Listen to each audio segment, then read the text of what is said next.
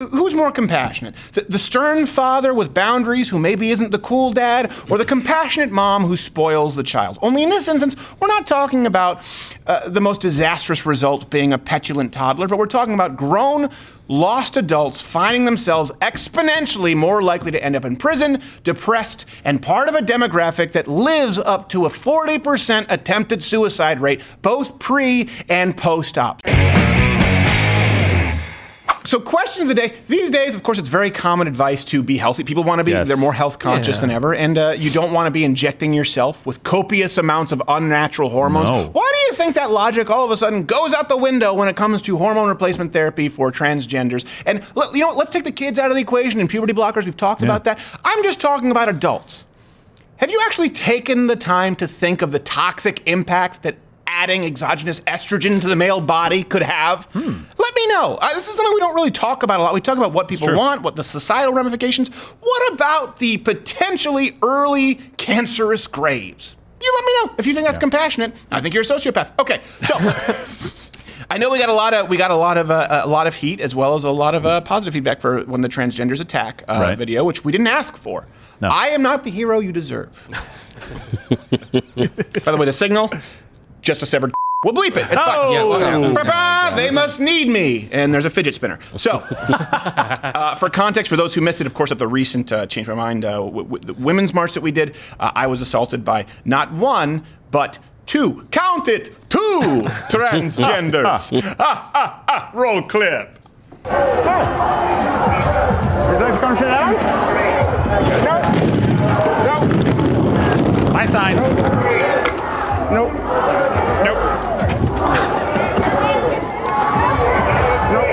And I'm sick and tired of this fucking debate. Men need to respect women, period. Piece of living garbage ass dumpster fire, trash gum on the bottom of my shoe. A country where guilty until proven innocent, That's yes, so we'd funny. be rotting in a jail. But I know of,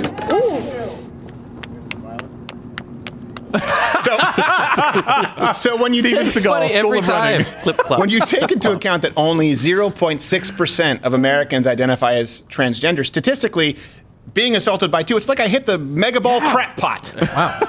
It's unbelievable. So at this women's march, 0.6% of the population committed 100% of the felonies. It should be noted, by the way, that the sample data has a margin of error of plus or minus 0%. Also, it's entirely made up by me. So it's very reasonable. Here's something else that's important. When we actually sort of looked into wider media coverage, and I want to get into the empirical, obviously, some of the data that might surprise you. But it seems anecdotally at first, and I think you probably know this, but you don't necessarily know how it correlates with statistics. It would seem that the transgender population has been very much overrepresented in the realm of public. I believe the clinical nomenclature here is public meltdown, childlike freakouts. Yes. You're gonna give me my money back. Excuse me, sir. There's a young man in here. Excuse me, ma'am. It is ma'am. Oh boy. Once again, ma'am. Ed Sheeran at the counter is just uncomfortable. Yes, sir. Once again, it's ma'am. Motherfucker, take it outside. If you want to call me sir again, I will show you a fucking sir. Motherfucker. How can you? That's exactly my point, sir. He be pleading guilty? What? Oh Don't Lord. touch me. Don't touch me. Go. Stop. Keep in mind, that is the transgender male to female who was demanding that other women wax his beautiful balls. Her beautiful balls. That's right. Get away. Get the fuck away Her from me. feminine, wonderful, hairy balls. Whoever here want to fight, we can fight. I'm in the parking lot. I've been in the parking lot, ready to fight. Do a goddamn sir walk around the motherfucker in the world with a goddamn titties. You would I would have told you I was a goddamn sir. A sir don't walk around nowhere with no goddamn titties and ass on their back. Or anybody you want to be associated with. Other than you. You and the horse that you rode on, you funky, sour smelling motherfucker. I was gonna leave you the fuck alone. Now I'm gonna cause a goddamn scene, you son of a bitch. You gonna take these goddamn shoes back today. Because any goddamn girl who comes up in here but after me with titties and ass on her motherfucking back will be respected and she will not be called a goddamn sir. Fuck you and your mama, your sister, your brother, your uncle, and your cousin, you bitch ass nigga. Take these shoes back, mama. I'm a ma'am. They don't pay enough. I'm a ma'am. My ID say female. Is that a Jimmy Fox character? No, I think so. Know your pronouns. Know your pronouns. Know your pronouns. Know your pronouns. Crackhead, a pronoun? Know I your don't think so. fucking pronouns. It's a world out here. Stupid. It's a world. Suck my dick, like you said, man. Oh, come on. Suck my Wait, but That that's... it actually sets a better precedent. Oh, this one's not funny. Yeah, Wow. That's an axe. And I don't think the previous sentence was actually. Oh, fuck. I think she hit with... Yeah. Oh, God, are you serious? So, I would have to That was say a broadside. my conclusion there is that those are some very hormonally balanced people. yes, exactly. Very I wasn't ready for that stable. last clip. Well, I know we know that anecdotally because these stories happen all the time. But what does the empirical data tell us? And I think it's important. We often hear, right, that transgender individuals they're more likely to be the victim of violent crimes. But here's something important. That's what we hear about a lot, not them perpetrating the crimes. Most of these reports, they just list the number of transgender individuals who've died violent deaths at some point in the past year. So really, actually, as far as I could tell, it all stems from one tracking study from one place. I want to read you the direct quote from humanrightscampaign.org, a leftist website. In 2008, advocates tracked at least 26 deaths of transgender or non-conforming people in the United States due to fatal violence. Some of these cases involve clear anti-transgender bias. Well, I would think all of them would. In others, the victim's transgender status may have put them at risk in other ways, such as forcing them into unemployment, poverty, homelessness, and or survival sex work. So of the 26 deaths, when you actually look at them cited, most of them they have no relation to the victim's transgender status. They could have been killed in a carjacking or a robbery, but because they're trans, it's violence against the trans community. It could have just as likely been violence against the car-possessing community, or as it's known, Detroit. Let's contrast this with the hard numbers that we have that are undeniable in relation to transgenders being the ones who commit the crime. So Lambda Legal, a pro-LGBT legal organization, they report that 1 in 6 trans individuals have been in prison. Oh my gosh. Now, we do need to have some scale here, right? Some context. So let's compare that to the average lifetime incarceration rate for cis men, commonly referred to once upon a time as men. It's 1 in 9. And it's far higher than for cis women, which is 1 in 56. 1 in 6 for transgender individuals, compared to 1 in 56. So see, ladies, trans women, they're just like you.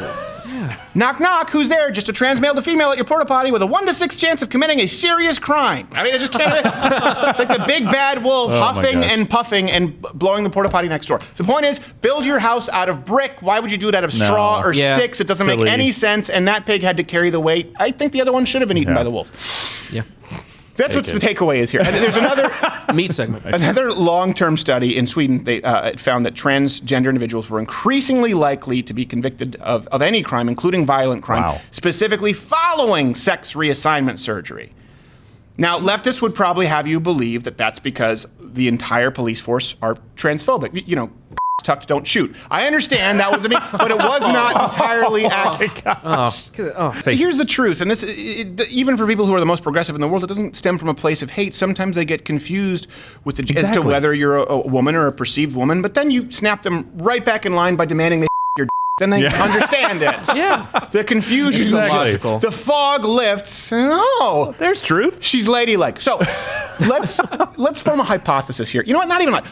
I just want to pose a question. Could transgender behavior that we see here possibly be linked to the fact, no one talks about this, that we're injecting these people with unbelievable amounts of hormones, the long-term effects of which we don't really know. And what we do know definitively at this point is not good. Yeah.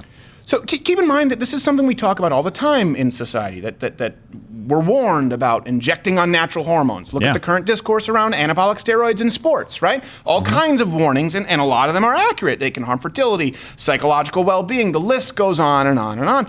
Now, hell, let's look at the discussion regarding hormones in chicken. Yeah. In milk. They believe that young women are getting their periods early because of hormones in milk, but then you realize they don't put hormones in milk in the UK, and so it doesn't really make any sense because titties just get bigger. One of the primary reasons that people even eat organic or they avoid BPA plastic is because of what's referred to as, they often, if you read any of these mom green blogs, they refer to them as endocrine disruptors. Yeah. Often I think the term is xenoestrogens, and that these chemicals allegedly mimic estrogen in the body, which when they are basically provided in excess, they're believed to be cancerous. Yeah. Now, when it comes to changing genders, However, using the exact same hormones, injecting them directly or taking them sublingually in a pill form, suddenly we're pushing them on kids, and there couldn't possibly be any health risks because the science is out. Well, you know what? Actually, that's not the case. We'll get into some more science, but first, hit the notification bell, hit all notifications, because subscriptions don't mean a whole lot, and do subscribe to the show on iTunes as well if you haven't joined Mug Club. That's the place where you can watch all of this. Should we be banned? New videos every weekday at 9 Eastern. 9 Eastern. Yes. So let's get into this. I think estrogen is something we should talk about in the psychiatric problems. Yeah. And does that relate to this statistically undeniable and startling, honestly, the more I look into it, violent behavior? A few different things. Well, we can start with estrogen, progesterone. These are seen as feminine hormones. Obviously, men have these hormones as well, but in lower amounts, just like women have testosterone, but in lower amounts. So high progesterone has already been linked to suicide. Right, progesterone is included quite a bit in male to female transitioning therapies. And we've already talked about the 40-something% attempted suicide rate pre and post-op for transgenders. Right. Women already have a higher rate of depressive psychological disorders than men, and sometimes this is thought to be linked to complicated, obviously, this is a simplification. I'm not an endocrinologist. There are only a handful of really good ones in the country, but it's often thought that it's linked to the interactions of estrogen and female-related hormones. Now, we also know that when people go off steroids, there's no argument about this, they can become depressed, they can become suicidal, they can become very moody. Often it could be perceived as bipolar disorder. And this is something that is important. Again, the endocrine system is so intricate and complex, and one hormonal signaler will affect another one, and it's really difficult to sift through all of it. But they all do play a role, a yin and yang, as it relates to other hormones in the body. So, good example of this is the thyroid, right? A lot of people know this who have hypothyroid. Every single fat person out there uses it as an excuse. I have a thyroid thing. Thyroid doesn't make you 900 pounds. Yeah. It doesn't put you on a TLC show, but I understand it may help you. You may be holding some water weight. Anyway. You have an ice cream thing, not a thyroid thing. You have an ice cream truck thing. Yeah. It's kind of true. So the thyroid plays a big role in people's emotions, depression. Thyroid levels are dramatically affected by estrogen. And as a matter of fact, sometimes people with thyroid disorders are misdiagnosed very often as bipolar or as having some kind of a psychiatric condition because they manifest themselves the same way. Add on top of that, that male to female transgenders, they face outside of hormones, if you have kids, warning, 35% drop in ability to achieve orgasm. Hey, by the way, can anyone here guess the orgasm rate for cisgender men?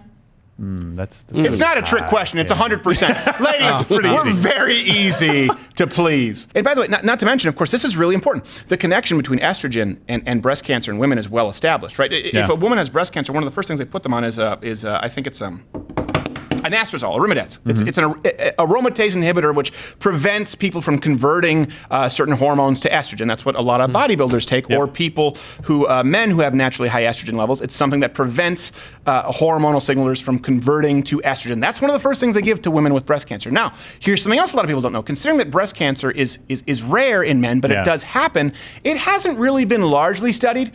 But they have studied it more recently. And men with just high levels of estrogen, we're not talking about people who've actually injected estrogen in trying to become a woman. We're talking about men with slightly abnormally high levels of estrogen. They had a multiple increased odds ratio of breast cancer over men who had normal levels. Significant. The same thing applies, by the way, to other forms of cancer, prostate cancer. It's the same reason you go on any health blog that people are drinking from Nalgene bottles and that stupid, awful swill bottle that you can't put ice cubes in. I don't understand it. Just get yourself an old school classic Stanley thermos, you self-important, affected prick. So, but we get it. We all see you at the airport being eco-friendly. Look, I don't buy bottles of water. I'm the guy who commented on Chris Pratt. Just get one with a wider mouth. It's easier to clean and you can put ice in it. What are you, a European? You don't want ice in your water? We're better than Europe. That's why we left. We are. Keep in mind. Correct. Again, just average men with high estradiol levels, not people injecting it directly into their ass or popping pills. I think it's important for people to note here. So we've talked about psychiatric conditions. We've talked about the increased rate of cancer. We know that. Now, is there a direct correlation or causation with the 1 in 6 chance of ending up in prison as opposed to the 1 in 50-something for women? We don't know necessarily because we haven't studied all of this. This is a new frontier. But what we do know is definitive, and it's not Good. So, again, we're just posing a question here based on the data that we have. Undeniable data that shows us both male and female transgenders are dramatically more likely to commit serious crimes, violent or otherwise. The somewhat speculative, again, but cumulative data tells us that attempting, like you said, Gerald, to alter the normal hormonal profile, it not only dramatically increases likelihood of cancer disease, but also serious mood disorders and behavioral disorders, which I don't know why this is controversial considering the Chris Benoit scenario we were talking about it. You've heard the term roid rage, right? We know that hormones affect behavior and they can inflict behavioral damage on people. So could it be that all of these health effects we know are connected to hormones could possibly be contributing to the unusually high level of freakouts that we have personally encountered from transgender individuals? And this brings me to my biggest gripe right here. We do have to get going. My biggest gripe with the whole framing of the LGBTQ AAIP and a silent number 2 issue is specifically the hate speech policies of big tech and the DNC is that it presumes that only the left has compassion for these individuals. But if simply encouraging people to do whatever feels right and to live their truth, whatever the hell that means, you rube, can objectively, and if it's something that can objectively and undeniably cause irreparable damage, is that really compassion? Let me ask you, who's more compassionate? The stern father with boundaries who maybe isn't the cool dad, or the compassionate mom who spoils the child? Only in this instance, we're not talking about the most disastrous result being a petulant toddler, but we're talking about grown, lost adults finding themselves exponentially more likely to end up in prison, depressed, and part of a demographic that lives up to a 40% attempted suicide rate, both pre and post-op. So it may be a question that's uncomfortable, but maybe this worldview that's being pressed out there as progress isn't so compassionate after all. Hey there, YouTube viewers. Subscribe to the channel. Hit the notification bell if you're already subscribed to this channel, because that lets you know when new videos come out and they don't show up on the YouTube search feed. Also, there are videos playing in boxes here. Click one of those. Just of all the things that I just mentioned, all you have to do is one. And if you don't, I will run for the United States presidency under the 1064th percent Cherokee Party. I have yet to pick my VP,